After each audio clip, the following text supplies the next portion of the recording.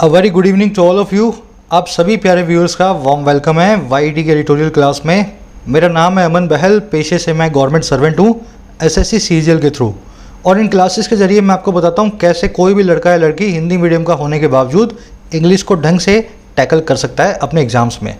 आज सुबह का सेकेंड आर्टिकल पढ़ेंगे, ट्रू मेडल इसका टाइटल है। इंडिया के पैरा ओलंपिक एथलीट्स के ऊपर लिखा हुआ है जिन्होंने डिफरेंटली एबल्ड होने के बाद, अपाहिज होने के बाद भी बहुत अच्छा परफॉर्मेंस दिया है ओलंपिक्स में। पढ़ने का अंदाज वैसे रहेगा टॉपर्स वाला, हर सेंटेंस को ट्रांसलेट करना है और उसके बाद उसकी ग्रामर वोकैब को अलग से हमें ध्यान देना है। यह आपका क्विज है आज का। फर्स्ट दो क्वेश्चन है क्लोज टेस्ट के ग्रामर के, लास्ट क्वेश्चन है वोकैबुलरी का और बीच में एक क्वेश्चन है आरसी का।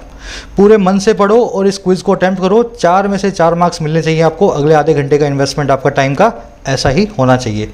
चलिए सॉल्यूशन लास्ट में देता हूं मैं, आइए कुछ नया सीखते हैं।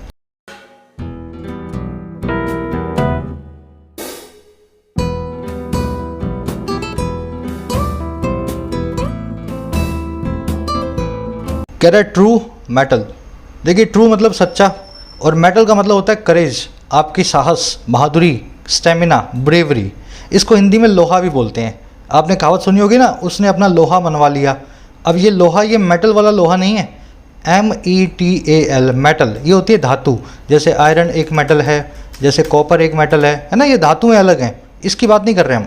हमारा वर्ड है METTLE। इसको हिंदी बोलते हैं लोहा मनवा लेना, किसी से अपनी बहादुरी को जो प्रूव करके दिखाना।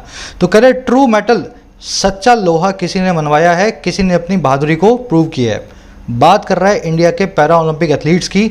ऐसे एथलीट्स जो कि अपाहिज हैं, लेकिन टोक्यो ओलंपिक में अपाहिजों का जो एथलीट्स का जो ओलंपिक्स होता है उसमें इन्होंने बहुत अच्छे से परफॉर्म करके दिखाया है। समझ गए? अब इसके टाइटल पैराग्राफ से देखेंगे क्या कहना चाह रहा है। कह रहा है India needs to develop infrastructure and improve access for differently abled athletes. कह रहा है इंडिया को ज़रूरत है, इंडिया नीड्स। अच्छा क्या ज़रूरत है भाई? कि वो करे डेवलप, वो करे विकास। और किसका? अपने देश के इंफ्रास्ट्रक्चर का, ढांचे का, सड़कों का, पुलों का, हर चीज़ का। और कह रहे दूसरा काम क्या करे इंडिया? इसको ज़रूरत है इम्प्रूव करे एक्सेस को, बेहतर बनाए पहुंच को। और किसके लिए? डिफरेंटली एबल्ड एथलीट्स के लिए। ऐसे एथलीट्स जो कि अपाहिज हैं, डिफरेंटली एबल्ड हैं, हैंडीकैप्ड है। समझ गए ना? तो इंडिया को यही काम करना चाहिए, अपने देश के डिफरेंटली एबल्ड एथलीट्स के लिए अच्छे अच्छे जिम्नेजियम्स बनवाए, अच्छे अच्छे पार्क्स बनवाए जहाँ पे वो अच्छे से प्रैक्टिस कर पाएँ, है ना। और उनको एक्सेस मिले हर चीज़ का, जहाँ भी वो जाते हैं उनके लिए रैंप वैम्प हो, चलने के लिए, उतरने के लिए लिफ्ट हो, तो इस तरह का एक्सेस भी उनको मिलना चाहिए। इंडिया की वर्ब है नीड्स। डिफरेंटली एबल्ड एक नया वर्ड है, इसका मतलब होता है डिसेबल्ड। आजकल अपाहिज को, डिसेबल्ड को, क्रिपल्ड को, इम्पेयर्ड को, हैंडीकैप्ड को हम एक और अच्छे वर्ड से बुलाते हैं, डिफरेंटली एबल्ड। किसी का पाँव खराब है तो इसका मतलब वो नहीं है कि आप उसको गलत निगाह से देखो या उसको तुच्छ समझो, छोटा समझो। तो आप उसको बोलते हैं ये डिफरेंटली एबल्ड पर्सन है, इसकी एबिलिटी हमसे अलग है, ये एक पाँव से भी चल सकता है भले इसका दूसरा पाँव ना हो, है ना, डिफरेंटली एबल्ड। चलिए अब एक काम करेंगे, फटाफट से इस पूरे आर्टिकल की वोकैबुलरी मैं आपको दिखा देता हूँ जो आप यूज़ करने वाले हो। उससे पहले अपनी ऐप को आपने डाउनलोड नहीं किया तो डाउनलोड कर लें गूगल प्ले स्टोर से, योर इंग्लिश ट्यूटर। इसका लिंक मैं डाल रहा हूँ कमेंट सेक्शन में। ऐप में मिलेंगे आपको कई कोर्सेज। सबसे जो फ्लैगशिप कोर्स है हमारा वो है राइटिंग स्किल्स का, बेसिक से एडवांस्ड। हिंदुस्तान में अकेला ऐसा कोर्स है जो आपको शुरुआत से राइटिंग स्किल्स जो है सिखाता है इंग्लिश में। SSC, banks, UPSC, answer writing, reports, ऐसे, लेटर, कुछ भी लिखना हो, कहाँ से शुरू किया जाए, ये आप इस कोर्स में सीख रहे हैं। कोड लगा लेना लकी 100, जैसे ही लगाओगे 699 की जगह 599 में कोर्स आपको मिलेगा। इसी के साथ साथ एसएससी बैंक से कोर्स भी अवेलेबल है इसी ऐप के ऊपर। डाउनलोड कर लेना, स्टोर टैब में जाना और यहाँ पे आपको अपना कोर्स मिल जाएगा। ये नंबर है, अगर आपकी ऐप रिलेटेड कोई क्वेरी हो इस पर व्हाट्सअप करके आप पूछ सकते हैं। चलिए वोकैब देख लें। देखो आज अपनी जो वोकैब शीट है ना, ये पुरानी वोकैब शीट है अपनी, इसमें सारी वोकैबुलरी मिलेगी आपको पुरानी वाली। आज अपने पास है 3-4 नए वर्ड्स, 3 नए और 1 पुराना है। पुराना वर्ड है इंटीग्रल, नए वर्ड है कंटिंजेंट, एफ्लिक्शन और एक्लिप्स। अगर वोकैब को आप फॉलो नहीं कर रहे हो तो भाई शुरू कर दो। इसमें 500 से भी ज़्यादा वर्ड्स हो चुके हैं। 2 महीने के अंदर 500-600 अच्छे तरह के जो है बढ़िया लेवल के वर्ड्स हमने सीख लिए हैं। तो पहला वर्ड है भाई इंटीग्रल। इस वर्ड को हम ऑलरेडी कर चुके हैं। इंटीग्रल का मतलब होता है इनसेपरेबल, जो चीज़ आपके नेचर में हो, जो आपसे अलग ना की जा सके। समझ गए ना? जैसे समोसे से आलू को अलग नहीं किया जा सकता, जैसे चोर से चोरी को अलग नहीं किया जा सकता। समझ लो, इंटीग्रल है, बिल्कुल सेपरेबल, अनसेपरेबल पार्ट है, inseparable part. Risk is integral in stock markets. Risk जो है जो जोखिम जो है वो इंटीग्रल होता है, इनसेपरेबल पार्ट होता है स्टॉक मार्केट्स का। अगर बाजार में पैसा लगा रहे हो शेयर बाजार में तो रिस्क तो उसमें हमेशा रहेगा। अब इसका एक सिनोनिम है इनहेरेंट, इमानेंट और इननेट। इननेट को आप आज देखोगे इसके सिनोनिम को इस आर्टिकल में, समझ गए ना। इननेट बना है इसी से, इसी वर्ड के सिनोनिम से। अगला वर्ड है कंटिजेंट, एक नाउन है। इसका मतलब होता है प्रतिनिधियों का एक समूह, नुमाइंदों का एक ग्रुप। जैसे इंडिया से 10 आदमी गए गेम्स में खेलने के लिए, पार्टिसिपेट करने के लिए, रशिया से 5 गए, तो हमारा जो 10 आदमियों का जो कंटिजेंट है वो रिप्रेजेंट कर रहा है पूरे भारत को, तो इसलिए इसको कंटिजेंट बोल रहे हैं, है ना। रिप्रेजेंटेटिव्स के ग्रुप को कंटिजेंट बोला जाता है। A contingent of media channels was attacked by the Taliban yesterday. Media channels के कंटिजेंट को अटैक किया गया था तालिबान के द्वारा। तो आज तक से 2 आदमी गए थे, स्टार न्यूज़ से 3 गए थे, एबीपी न्यूज़ से 5 गए थे, तो उनके प्रतिनिधियों का एक समूह था, कंटिजेंट था, जिसको तालिबान ने अटैक कर दिया। इसको आप सेट भी बोलते हैं और मिशन भी बोल सकते हैं, है ना। अगला वर्ड है हमारा एफ्लिक्शन। एफ्लिक्शन का मतलब होता है सफरिंग, पेन, किसी चीज़ की पीड़ा होती है ना, जो किसी चीज़ से आप गुजरते हो, खराब चीज़ से, वो सफरिंग कहलाती है, affliction. He was in deep affliction after the loss of her mother या हिज मदर। वो बहुत जो है गहरे एफ्लिक्शन में था, पेन में था, सफरिंग में था अपनी माँ की लॉस के बाद, अपनी माँ के चले जाने के बाद। इसके लिए एक अच्छा वर्ड है हमारे पास स्कर्ज। स्कर्ज आपने बहुत बार सुना होगा, हेल्थ स्कर्ज। कोरोना को बोला जाता है हेल्थ स्कर्ज, क्योंकि ये हेल्थ के सेक्टर के अंदर एक बहुत बड़ी पीड़ा है, बहुत बड़ी सफरिंग है कोरोना, कोविड-19 बीमारी, समझ गए। स्कर्ज एफ्लिक्ट नाम की वर्ब से इस वर्ड को बनाया गया। एफ्लिक्ट का मतलब होता है किसी को चोट मारना। लास्ट वर्ड है हमारा एक्लिप्स। आपने ग्रहण सुना होगा, ग्रहण को इंग्लिश में बोलते हैं एक्लिप्स। नाउन फॉर्म में भी एक्लिप्स और वर्ब फॉर्म में भी एक्लिप्स। ग्रहण क्या करता है, परछाई डालता है अपनी किसी चीज़ के ऊपर। जैसे चंद्र ग्रहण है, सूर्य ग्रहण है, तो आपको सूरज आधा दिखेगा, चंद्रमा आधा दिखेगा। वैसे ही ग्रहण एक्लिप्स नाम के वर्ड को भी अपने यूज़ करते हैं, डोमिनेट करना, किसी को ओवरशैडो करना। जैसे द टेरिबल न्यूज़ एक्लिप्स्ड और हैप्पीनेस। जो ये ख़राब न्यूज़ थी इसने एक्लिप्स कर दिया, ग्रहण डाल दिया हमारी हैप्पीनेस पे। हम बड़े खुश थे पर अचानक से ख़राब न्यूज़ मिली, इस ख़राब न्यूज़ ने हमारी परछाई डाल दी, अपनी ख़राब परछाई हमारी हैप्पीनेस पे। अब किसी को भी हैप्पी फील नहीं हो रहा, समझ गए ना। परछाई डालने को बोलते हैं एक्लिप्स करना, ओवरशैडो करना, डोमिनेट करना। इसको आप आउट परफॉर्म या आउटशाइन भी बोल सकते हो। एक्लिप्स नाम की इसकी नाउन फॉर्म भी होती है। 3-4 ही वर्ड्स हैं, डिटेल में आपको करवा दिए मैंने। ये जब सेंटेंस बनाते हो ना तभी ये वर्ड आपके दिमाग में परमानेंटली बैठते हैं। अब एक समरी मैं आपको दे देता हूँ, किस बारे में लिखा हुआ पता लगे। देखो, हमारे देश के जो डिफरेंटली एबल्ड एथलीट्स हैं, जिनका पाँव खराब है, हाथ खराब है, तो उन्होंने टोक्यो के पैरा ओलंपिक्स में भाग लिया। पैरा ओलंपिक्स होता है इसी टाइप के एथलीट्स के लिए, और बहुत ही अच्छा परफॉर्म किया। 2016 में जो हमने परफॉर्मेंस किया था उससे भी अच्छा परफॉर्म 2020 में किया है। हमारा आर्टिकल ये कह रहा है कि इन एथलीट्स की विल पावर को मानना पड़ेगा। हाथ नहीं चलता है, पाँव नहीं चलता है, खड़े नहीं हो सकते हैं, बैठ नहीं सकते हैं, लेकिन अपने अपने स्पोर्ट में बहुत अच्छा परफॉर्म करके आए हैं। अब पहले तो ये काम कर रहा है, सेलिब्रेट कर रहा है इनकी विक्ट्री को। हमारा आर्टिकल बहुत अच्छी विक्ट्री है इनकी। और दूसरा, सरकार को बोल रहा है कि ऐसे विल पावर वाले एथलीट्स के लिए अच्छा इंफ्रास्ट्रक्चर बनाओ, जिम्नेजियम बनाओ, इनके लिए प्लेग्राउंड्स बनाओ, है ना।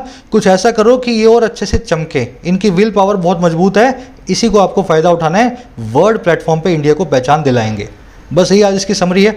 2 टोन्स हैं आज की। पहली सेलिब्रेटरी, इनकी विक्ट्री को सेलिब्रेट किया जा रहा है, सेलिब्रेटरी जो इसकी टोन, और दूसरी है एडवाइजिंग, सरकार को रेकमेंड कर रहा है इनके लिए क्या किया जाए। अब आर्टिकल को शुरू कर रहा हूँ, एक क्वेश्चन दे रहा हूँ आपको डिस्क्रिप्टिव का, इसी से रिलेटेड है। आपको लिखना है 3 सेंटेंस में अपना आंसर। मैं भी लिखता हूँ, आप भी लिखना शुरू करो, कमेंट्स में डालना। क्वेश्चन आपका ये है, एक ऐसा देश जहाँ पे सड़कें अच्छी नहीं है, जहाँ पे पुल अच्छे नहीं है, जहाँ पे अभी भी बहुत सारा डेवलपमेंट होना बाकी है, भारत देश। ऐसे देश में क्या स्पोर्टिंग इंफ्रास्ट्रक्चर पे खास ध्यान दिया जाना चाहिए या नहीं। स्पोर्ट जो है एक एक्स्ट्रा एक्टिविटी होती है। पहले लोगों के पास खाना, कपड़ा, अनाज, ये चीज़ों की कमी है, तो पहले इन चीज़ों की तरफ ध्यान दिया जाए, या फिर स्पोर्ट्स जो देश को ग्लोरी दिलाते हैं उन चीज़ों की तरफ ध्यान दिया जाए। दोनों ही एस्पेक्ट हैं इसके, दोनों ही पहलू से आपको इसका रिप्लाई करना है। मैं भी करूँगा, आप भी करने की कोशिश करें। फर्स्ट कमेंट में मेरा आंसर आपको मिलेगा। चले, कह रहा India saw another fortnight of good tidings in sports from Tokyo. कह रहा इंडिया ने देखा, सॉ किया, सी की सेकंड फॉर्म है सॉ। क्या देखा भाई, एक और पखवाड़े को। फोर्टनाइट मतलब अ पीरियड ऑफ 15 डेज, एक और पखवाड़े को, और जो है गुड टाइडिंग्स का, अच्छी न्यूज़ का। टाइडिंग्स मतलब न्यूज़, और किस में, स्पोर्ट्स में। और कहाँ से आया ये न्यूज़ जो है, टोक्यो से। तो कह रहा है टोक्यो से खेलों के अंदर एक और पखवाड़ा इंडिया ने देखा, बहुत ही अच्छी न्यूज़ का इस बार। तो पहले हमारे एथलीट्स हैं, अच्छे अच्छे एथलीट्स हैं जो उन्होंने अच्छा परफॉर्म किया ओलंपिक्स में, और फिर हमारे डिफरेंटली एबल्ड एथलीट्स हैं, उन्होंने भी पैरा ओलंपिक्स में बहुत अच्छा परफॉर्म किया इंडिया के लिए। इंडिया आपका सब्जेक्ट है, सॉ आपकी वर्ब है, फोर्टनाइट मतलब पखवाड़ा, टाइडिंग मतलब न्यूज़। टोक्यो एक जगह का नाम है, ज्योग्राफिकल लोकेशंस के आगे कभी भी द को नहीं लगाया जाता और उनका फर्स्ट लेटर हमेशा बड़ा किया जाता है। जयपुर के आगे द नहीं लगेगा, ना दिल्ली के आगे, ना इंडिया के आगे, ना टोक्यो के आगे, ना राजस्थान के आगे। समझ गए ना, जगहों के आगे कभी भी द को ना लगाएं। Correct, close on the heels of the recent Olympics there in which India claimed an overall tally of 7 medals inclusive of a lone gold, the country's differently abled athletes extended this tale of excellence into the Paralympic Games।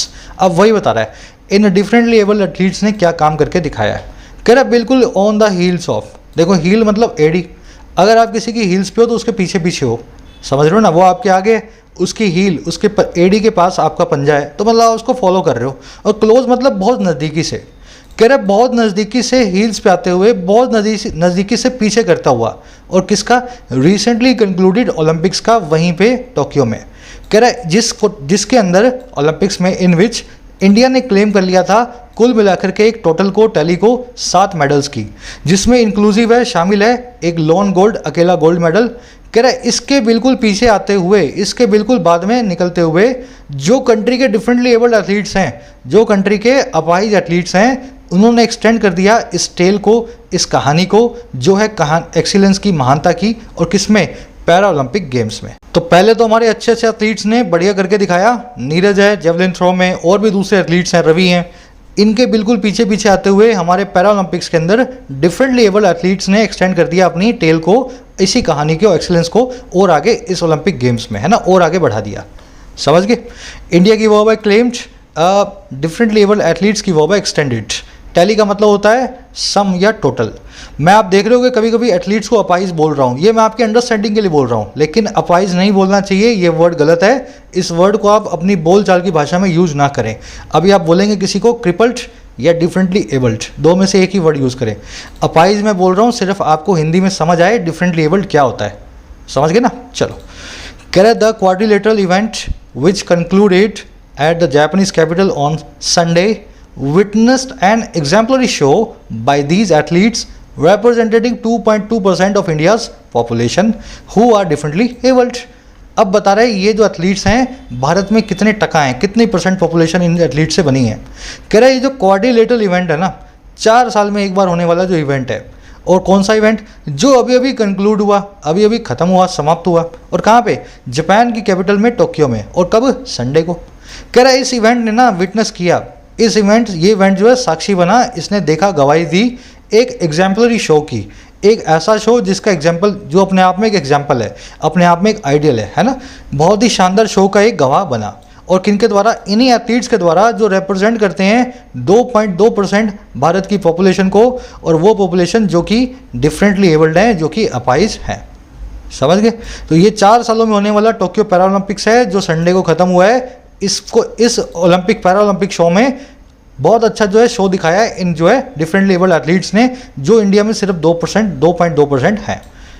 अब देखो, event की वो है witnessed, विच की वो है concluded, विच आया है इसी इवेंट के लिए, है ना, कौन सा इवेंट, जो कि अभी भी कंक्लूड हुआ, तो विच ने इस इवेंट को अपना एंटीसीडेंट लिया हुआ है।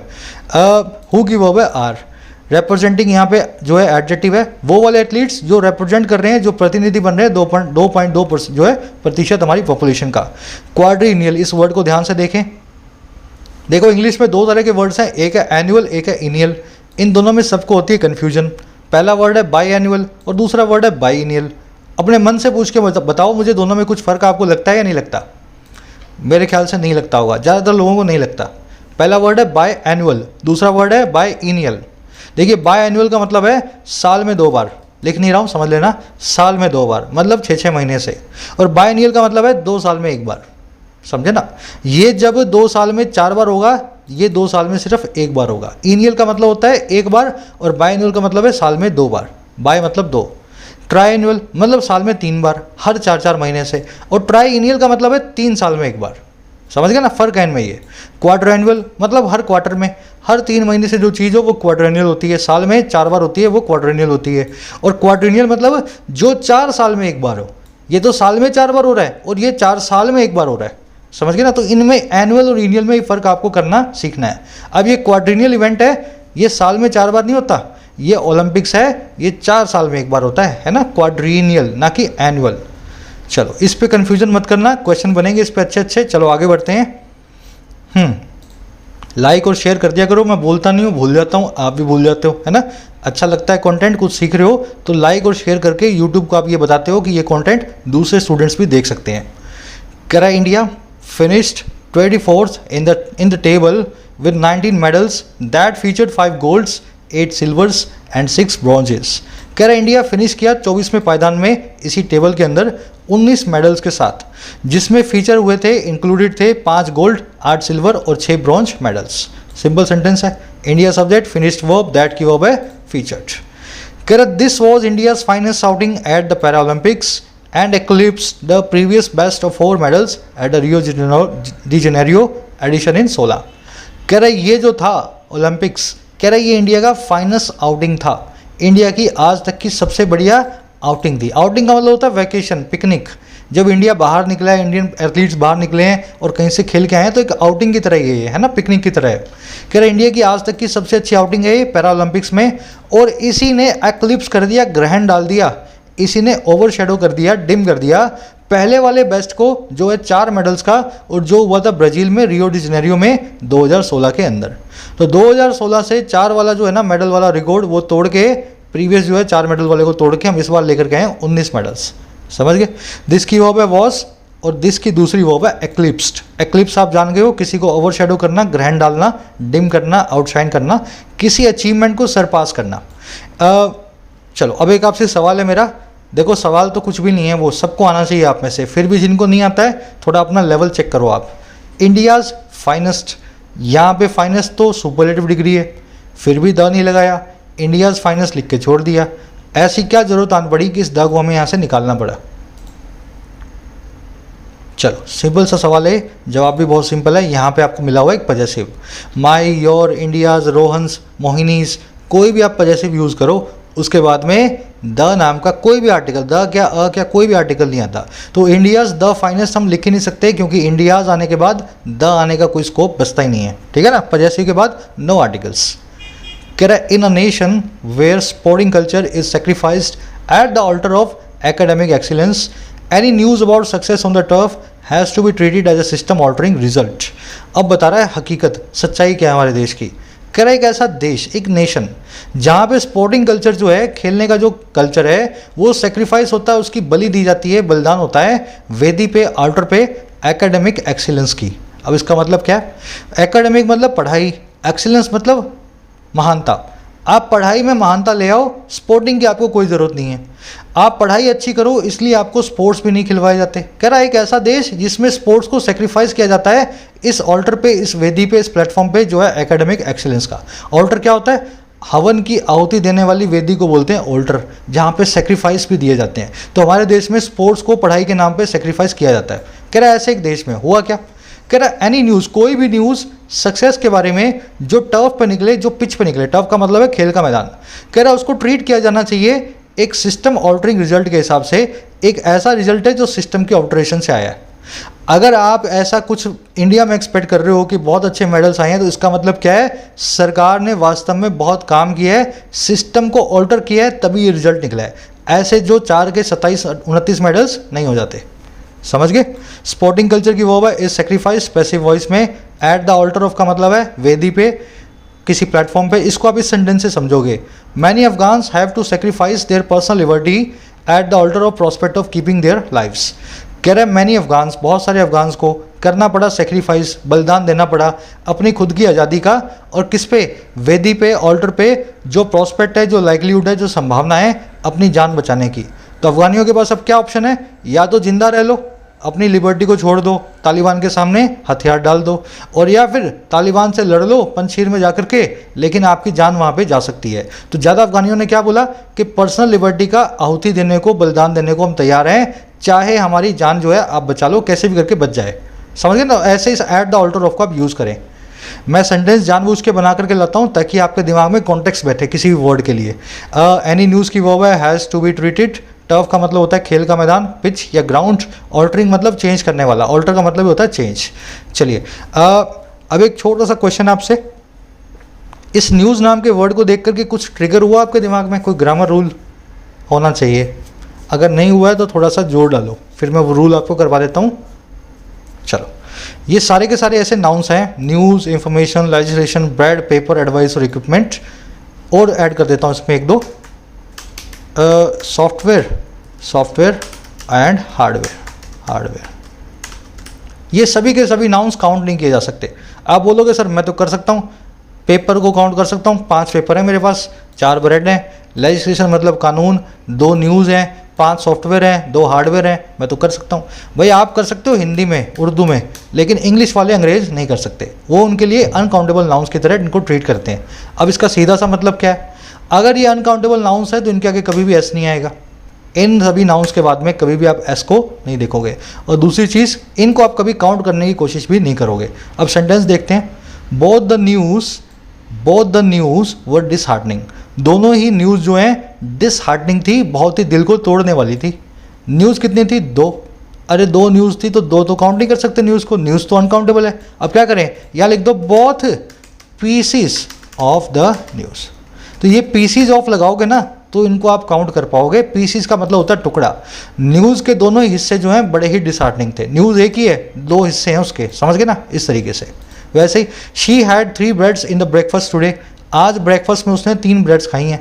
अब 3 तो नहीं खा सकती, ब्रेड तो एक अनकाउंटेबल नाउन है, ब्रेड एक मटेरियल होता है, उसमें से आप पीस करते हो ब्रेड के। तो she had 3 PCs of bread. अब इसका एस निकाल देना, PCs of bread in the breakfast today. बस सिंपल है ना। अब ध्यान रखें, ब्रेड के पीस को लोफ भी बोलते हैं और ब्रेड के पीस को स्लाइस भी बोलते हैं। सिर्फ ब्रेड में लोफ और स्लाइस दोनों वर्ड भी यूज कर सकते हो। पीस भी ठीक है, लोफ भी ठीक है, स्लाइस भी यूज जो है ठीक है। All the advices you gave to us has prove to be counter productive. जितनी भी एडवाइसेज तुमने हमें दी हैं, जितनी भी सलाहें तुमने हमें दी हैं, सारी की सारी बेकार निकली हैं, काउंटर प्रोडक्टिव निकली हैं। एडवाइसेज तो बहुत सारी हो गई, हो ही नहीं सकती। आप क्या करोगे, all the pieces of advice, pieces of, एक सेकेंड रुक जाओ, ऑफ एडवाइस, समझ गए ना, एडवाइस। लास्ट देख लो, the government is keen on passing a new legislation. सरकार बड़ी उतारू है पास करने के लिए एक नए लेजिस्लेशन को। कानून को नहीं गिना जा सकता, लॉ को गिना जा सकता है, लेजिस्लेशन को नहीं। लेजिस्लेशन का मतलब होता है कानूनी ढांचा। तो क्या करें, a new piece of legislation. तो ये पीस ऑफ वाला फॉर्मूला याद रखें, इन नाउन्स को अगर गिनना हो तो पीस ऑफ लगा करके गिन डालें। चलिए आज के क्विज में यूज होगा ये कॉन्सेप्ट, बहुत बार कर चुके हैं, सबको आना चाहिए। कह रहा the challenges for the differently abled are tougher, considering the body's limitations that these athletes first cope with through sheer willpower. And then there is a secondary task of overcoming society's innate skepticism. अब बता रहा है इन athletes को कैसे challenge face करने पड़ते हैं। कह रहे जो चुनौतियाँ हैं ना इस तरह के एथलीट्स के लिए, कह रहा है बहुत टफ हैं, बहुत ज़्यादा जो है डिफ़िकल्ट हैं, टफर है ना। कंसीडर करते हुए बॉडी की लिमिटेशंस को, हमारे शरीर की सीमाओं को। अच्छा, कौन सी लिमिटेशंस? जिनको ये एथलीट्स पहले कोप विद करते हैं, जिनको ये एथलीट्स पहले सामना करते हैं, और किसके जरिए? निरी शीर पावर जो है, विल पावर के जरिए। शीर का मतलब होता है निरी, प्योर विल पावर के जरिए। हाथ नहीं चल रहा, पाम नहीं चल रहा, फिर भी जेवलिन थ्रो में जो है अपना पार्टिसिपेशन कर रहे हैं। तो ये बहुत सारे चैलेंजेस ये देखते हैं, और सबसे पहला चैलेंज यही है कि शरीर इनका काम नहीं करता, लेकिन विल पावर काम करती है। उसके जरिए इस जो है लिमिटेशन से ये जो है लड़ाई करते हैं। और देन उसके बाद there is the secondary task of overcoming society's innate scepticism.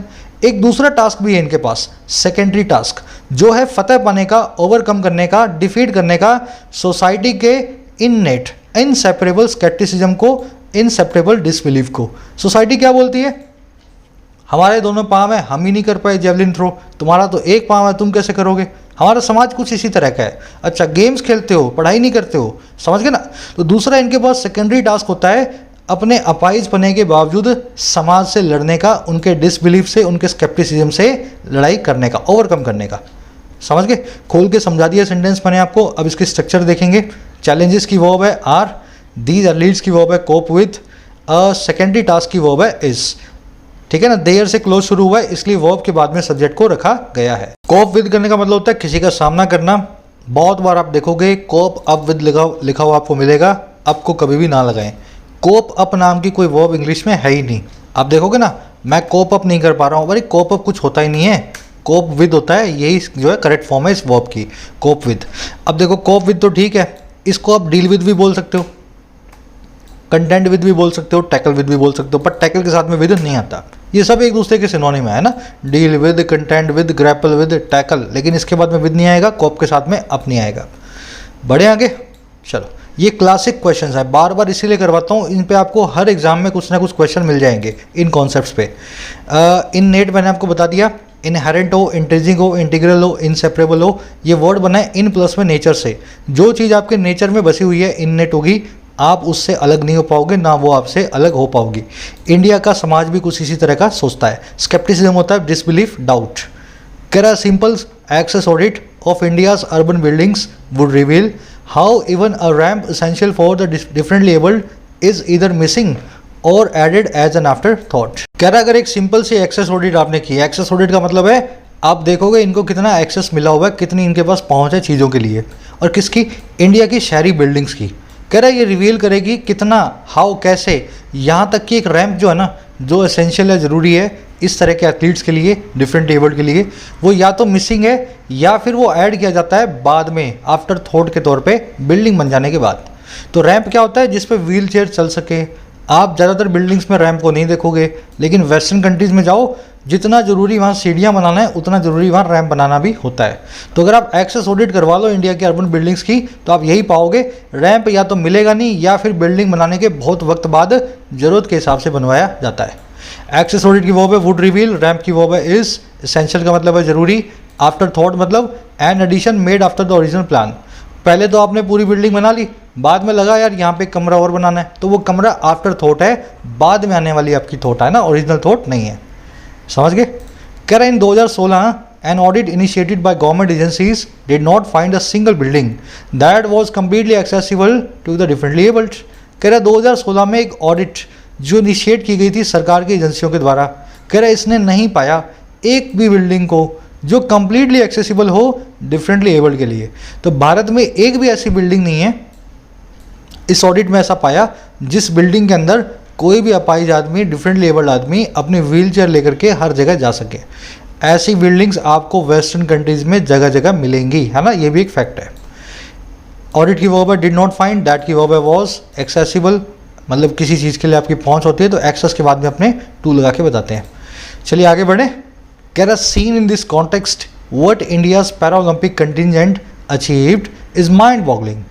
कह रहा इस कॉन्टेक्स्ट में देखे जाने पे, इस पूरे हालात को देखो, इसी लेंस से देखो, तो इंडिया के जो पैरा ओलंपिक कंटिजेंट है, इंडिया के जो क्रिपल्ड प्लेयर्स जो हैं, पैरा ओलंपिक प्लेयर्स हैं, उनका जो रिप्रेजेंटेटिव ग्रुप है, कंटिजेंट आप समझ गए ना, अ ग्रुप ऑफ रिप्रेजेंटेटिव्स। कह रहा है ये जो कंटिजेंट है ना, इसने जो अचीव किया है ये अपने आप में माइंड बॉगलिंग है, अपने आप में आपको इंप्रेसिव लगेगा, दिमाग को बना देने वाला लगेगा, है ना, दिमाग को चकरा देने वाला। समझ गए। कुछ नहीं मिलता इनको, कोई रैंप नहीं बना हुआ इनके लिए, कोई पैसा खर्च नहीं होता, फिर भी मेडल ला रहे हैं, तो अपने आप में चकरा देने वाली बात है ये चीज़।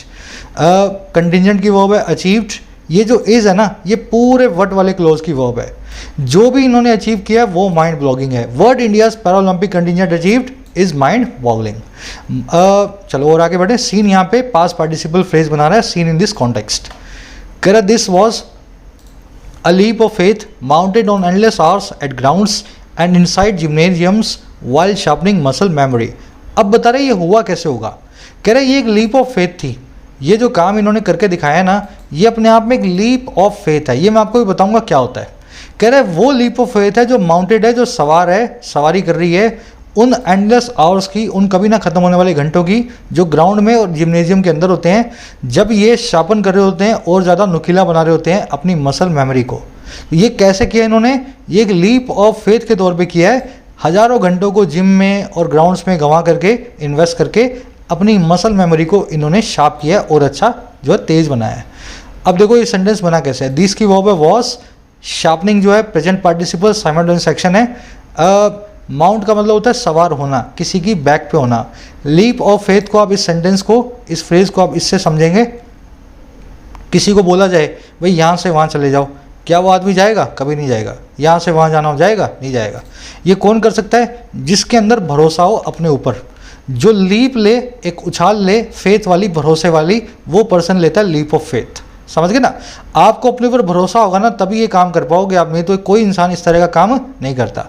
ये एथलीट्स भी ऐसे ही एथलीट्स हैं, इनको अपने ऊपर भरोसा था, सरकार हेल्प करे ना करे हम तो अपने साथ हैं। ये लीप ऑफ फेथ के ऊपर सवार होकर के सारी अचीवमेंट हमें मिली है। समझ गए। चलो, भरोसे की उड़ान बोलते हैं इसको हिंदी में। कह रहा the Indian contingent reflected lives vicissitudes with athletes having personal stories steeped in tragedy, accidents, polio afflictions और जेनेटिक इश्यूज। कह रहे इंडियन कंटिजेंट जो है वो रिफ्लेक्ट कर रहा था लाइफ के विसिट्यूड्स को। विसिट्यूड्स का मतलब होता है बदलाव, फ्लक्चुएशंस, चेंजेस। आज राजा कल रंक, इसको बोलते हैं विसिट्यूड। कह रहा है इंडिया का जो ग्रुप था एथलीट्स का वो रिफ्लेक्ट कर रहा था जिंदगी के बदलावों को। और कैसे? ऐसे एथलीट्स के साथ जो हैव करते हैं पर्सनल स्टोरीज को, अपनी निजी कहानियों को, जो स्टीप्ड इन डूबी हुई है ट्रेजिडी में। आप जिस भी एथलीट को पूछोगे पैरालंपिक्स वाले को, उसकी कोई ना कोई ट्रेजिडी होगी, कोई बीमारी होगी, कोई एक्सीडेंट होगा, कुछ ना कुछ उसको होगा। वही बता रहा है ये स्टोरीज एंड ट्रेजिडी की, एक्सीडेंट्स की, पोलियो की, मार की या फिर जेनेटिक इश्यूज़ की। तो इस तरह के एथलीट्स हैं ना, फिर भी पूरी मेहनत करके इन्होंने परफॉर्म किया। कंटिजेंट की वर्ब है रिफ्लेक्टेड, विसिट्यूड्स का मतलब है बदलाव, फ्लक्चुएशंस, म्यूटेशंस। एथलीट्स के लिए आया है हैविंग नाम का वर्ब का एनजी फॉर्म, वो वाले एथलीट्स जो हैव करते हैं इस प्रकार के इश्यूज़ को। स्टीप इन का मतलब होता है डूबा हुआ होना, सबमर्ज्ड होना, इनकी ज़िंदगी डूबी हुई है ट्रेजेडी में। एफ्लिक्शन का मतलब होता है सफरिंग, पोलियो से निकलने वाली सफरिंग से, एक्सीडेंट से और जेनेटिक इश्यूज से ये परेशान रहे हैं। बढ़े आगे। कह रहा है yet they strove towards excellence with an effervescent smile in place. कह रहा है फिर भी ये सब हो जाने के बावजूद, कह रहा है फिर भी वो स्ट्राइव टुवर्ड्स किए। स्ट्राइव का मतलब होता है एंडेवर करना, अटेम्प्ट करना, किसी काम को करने की कोशिश करना। स्ट्राइव की सेकंड फॉर्म है स्ट्रोव। कह रहा है फिर भी पास्ट इंडेफिनिट टेंस में वो स्ट्राइव किए, स्ट्रोव किए, आगे बढ़े, कोशिश की उन्होंने एक्सीलेंस की तरफ जो है पहुंचने की, महानता की तरफ, एक एफर्विसेंट स्माइल के साथ जो इन प्लेस थी, अपनी जगह पे थी। अब ये क्या होती है एफर्विसेंट?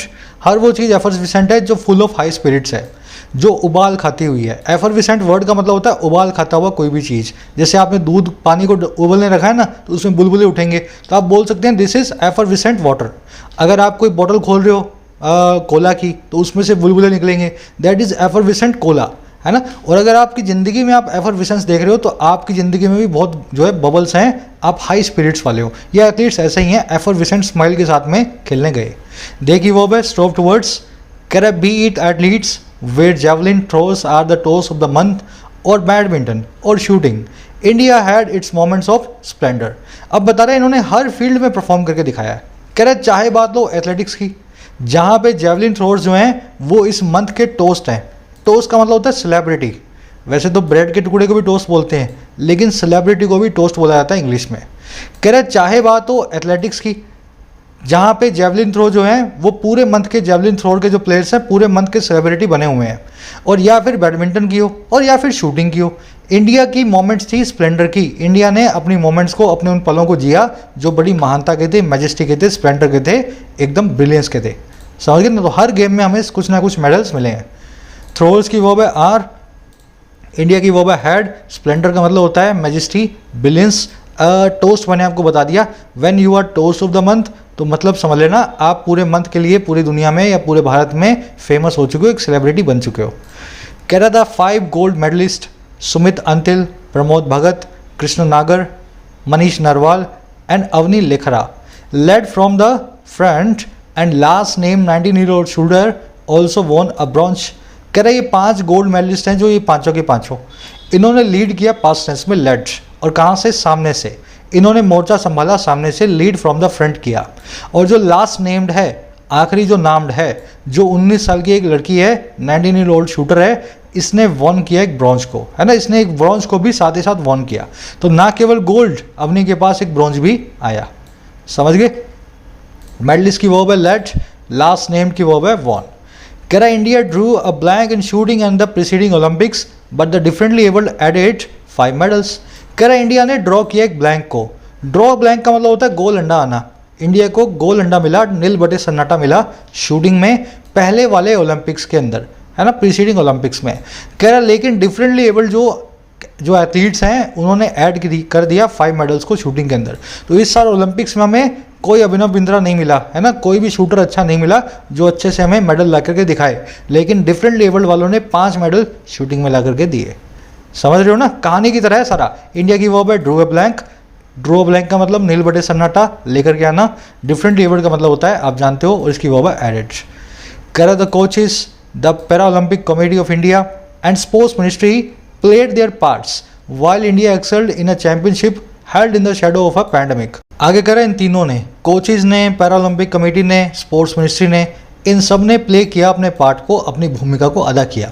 जबकि इंडिया ने एक्सेल किया, या जब इंडिया ने महानता को हासिल किया। एक्सेल का मतलब होता है कुछ अच्छा करके दिखाना, आउट परफॉर्म करना। इंडिया ने बहुत अच्छा काम किया एक चैंपियनशिप में जो रखी गई थी परछाई में, शैडो में, एक महामारी की। तो इधर से महामारी, इधर से वेव्स, उसी बीच में सबके मिले जुले प्रयासों से इंडिया ने इतना बढ़िया अच्छा परफॉर्म करके दिखाया। तीनों का वर्ब हो गया प्लेड, इंडिया की वर्ब है एक्सेल्ड। हेल्ड एक यहाँ पे एडजेक्टिव है, वो वाली चैंपियनशिप जो होल्ड की गई थी, होल्ड की सेकंड फॉर्म थर्ड फॉर्म होगी हेल्ड, है ना। तो हेल्ड को हम चैंपियनशिप के लिए एडजेक्टिव मान सकते हैं। कह रहा since it's first medal at the 1972 Paralympics India was a marginal presence until now. कह रहा है इसके पहले मेडल से, सिंस, और कब से, 72 के पैरालंपिक्स में। कह रहा तब से ही, कह रहा इंडिया एक मार्जिनल, इंडिया एक नेग्लिजिबल, इंडिया एक इग्निफिकेंट सा प्रेजेंस रहा है, मौजूदगी रहा है अंटिल नाउ, अभी तक। कह रहा है 72 के बाद से आज तक इंडिया की मौजूदगी, प्रेजेंस जो है ना के बराबर रही है। हम ज़्यादा कुछ मेडल जीत नहीं पाते हैं, समझ गए। इंडिया की वर्ब है वॉस।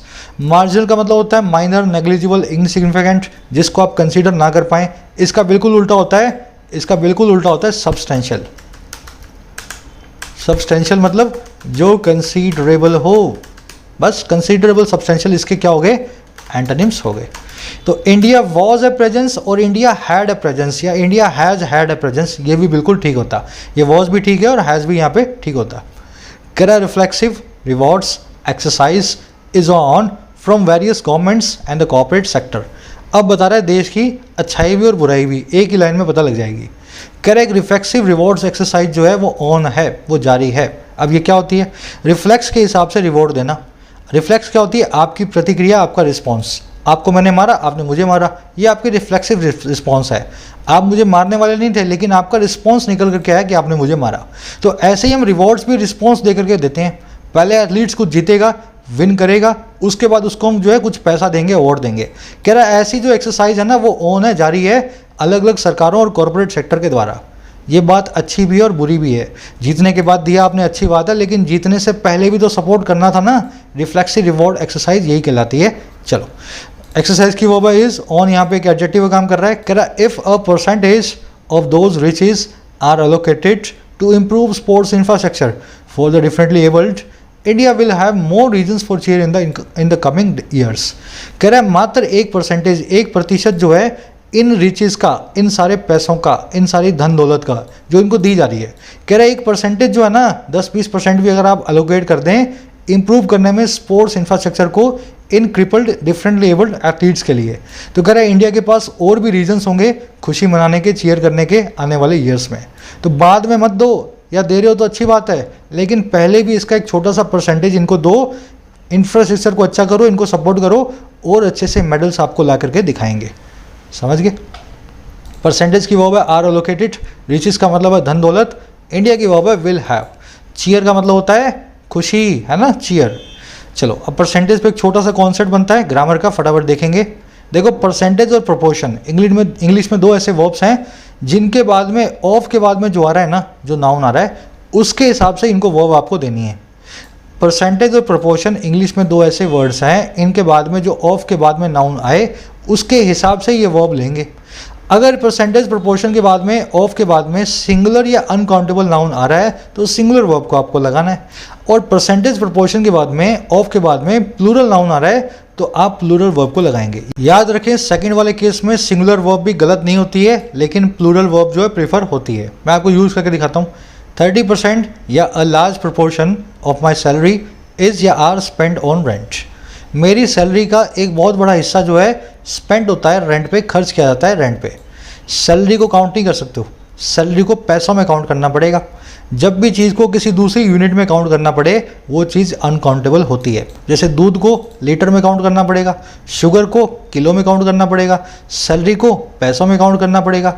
जब भी दूसरी यूनिट में किसी चीज़ को काउंट करना पड़े वो चीज़ अनकाउंटेबल होती है ना। दूध भी है अनकाउंटेबल, सैलरी भी है और शुगर भी है। अब देखो, ये अनकाउंटेबल नाउन है, परसेंटेज या लार्ज प्रपोर्शन के बाद में ऑफ के बाद में अनकाउंटेबल नाउन मिल गया, तो वर्ब कैसे आएगी? Singular. 30% a large population of my salary is spent on rent, यहाँ पे आर नहीं आ सकता। और यहाँ देखो 30% या large proportion of my people has या have voted on the issue, ज़्यादातर लोगों ने, इतने परसेंट लोगों ने, मेरे लोगों ने वोट किया है इस इशू के ऊपर। ऑफ के बाद में पीपल नाम का प्लूरल नाउन आ रहा है, यहाँ पे वर्ब प्रीफर होगी हैव, लेकिन यहाँ पे हैज़ भी आ सकता है, गलत नहीं होगा, टेक्निकली यहाँ पे हैव आना चाहिए, ठीक है। 30% of my people have voted on the issue. चलिए ये छोटा सा कॉन्सेप्ट है, इसी के साथ में बढ़ेंगे अपने क्विज की तरफ। आर्टिकल ज़्यादा मुश्किल था नहीं, थोड़ा सा मैंने डिटेल में आपको समझा दिया है। अगर ज़्यादा कॉन्सेप्ट होंगे तो काट दूंगा, वीडियो को 40 मिनट से ज़्यादा लंबा मैं नहीं रखता हूँ। हाँ जी, अब ये सेकंड क्वेश्चन मैं आपको करवा देता हूँ, थर्ड वाला। फर्स्ट, सेकंड और फोर्थ आपको करना है। एफर्विसेंट आपको मैं समझा चुका हूँ, बताना इन चारों में से कौन सा मीनिंग होता है एफर्विसेंट का, है ना। और फर्स्ट और थर्ड जो है, सेकंड जो है, ये ग्रामर बेस्ड है। आपको बताना है इनमें से कौन सा नाउन एस के साथ में या बिना एस के यूज़ हो सकता है। और यहाँ पे आपको परसेंटेज के साथ में सही नाउन्स को चेक करना है, कौन सी वर्ब आप यहाँ पे लगा पाओगे। थर्ड क्वेश्चन कह रहा है what are the challenges that are not faced by differently abled sports person in India. इनमें से कौन सा चैलेंज ऐसा है जो डिफरेंटली एबल्ड स्पोर्ट्स पर्सन के द्वारा फेस नहीं किया जाता है। इसमें एक्चुअली 5 ऑप्शंस हैं। ये हो गया ए, ये हो गया बी, ये हो गया सी, ये हो गया डी और ये हो गया ए। तो बता दो भाई इनमें से कौन सा ऐसा चैलेंज है जो ये लोग जो है फेस नहीं करते हैं। भाई पहला चैलेंज है the discouraging position of the society towards the sports for the disabled. बिल्कुल ठीक है, इस चैलेंज को तो ये फेस करते हैं। समाज का जो दिमाग बड़ा ख़राब है, हमारे स्पोर्ट्स को मानते हैं कि ये जो ना डिफरेंट लेवल नहीं खेल सकते हैं ना, तो ये डिस्करेजिंग पोजीशन है हमारी सोसाइटी की। ये तो चैलेंज है, ये मेरा आंसर नहीं हो सकता। अब मैं पूछ रहा हूँ जो मेरा आंसर नहीं है, जो चैलेंज नहीं है। सेकंड देखो, अ सब पार स्पोर्ट्स इंफ्रास्ट्रक्चर, ऐसा इंफ्रास्ट्रक्चर जो सब पार है, जो अभी भी सब स्टैंडर्ड है। बिल्कुल ठीक है, ये भी चैलेंज है। हमारे देश में अभी इंफ्रास्ट्रक्चर स्पोर्ट्स के लिए अच्छा नहीं है। अब तीसरा देखो, physical limitations caused by there conditions, ये भी इनके लिए चैलेंज है। किसी का हाथ नहीं है, किसी का पाँव नहीं है, बिल्कुल सही है। अब चौथा देखो, their minuscule representation in the overall population of the nation, उनका छोटा सा रिप्रेजेंटेशन जो देश की कुल मिलाकर के पॉपुलेशन के अंदर है। देखो ये बात बिल्कुल सच है, इनका सिर्फ 2.2% का इतना सही रिप्रेजेंटेशन है। लेकिन ये चैलेंज कैसे है?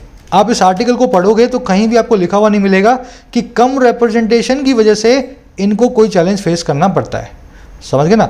आर्टिकल के हिसाब से ये अपने आप में कोई चैलेंज नहीं है, ये सिर्फ एक आंकड़ा है जो आर्टिकल में दिया गया है। तो इसको अगर आप देखोगे ध्यान से तो चैलेंज की कैटेगरी में नहीं रख सकते हो आर्टिकल के हिसाब से। डी आपका आंसर है। समझ गए? चलो बाकी के आंसर मिलेंगे फर्स्ट कमेंट में। क्वेश्चन आप अपना याद रखें डिस्क्रिप्टिव का, क्या ऐसा देश जिसमें बहुत गरीबी है, स्पोर्ट्स के ऊपर पैसा खर्च होना चाहिए या नहीं होना चाहिए। राइटिंग स्किल्स के लिए कोई भी आपको दिक्कत हो, किसी भी प्रकार की ऐप से रिलेटेड कोई क्वेरी हो, इस नंबर पर डालें, व्हाट्सअप करें, आपको आपका रिप्लाई मिल जाएगा। एक लाइक और एक शेयर देना सेशन को। Until then signing out.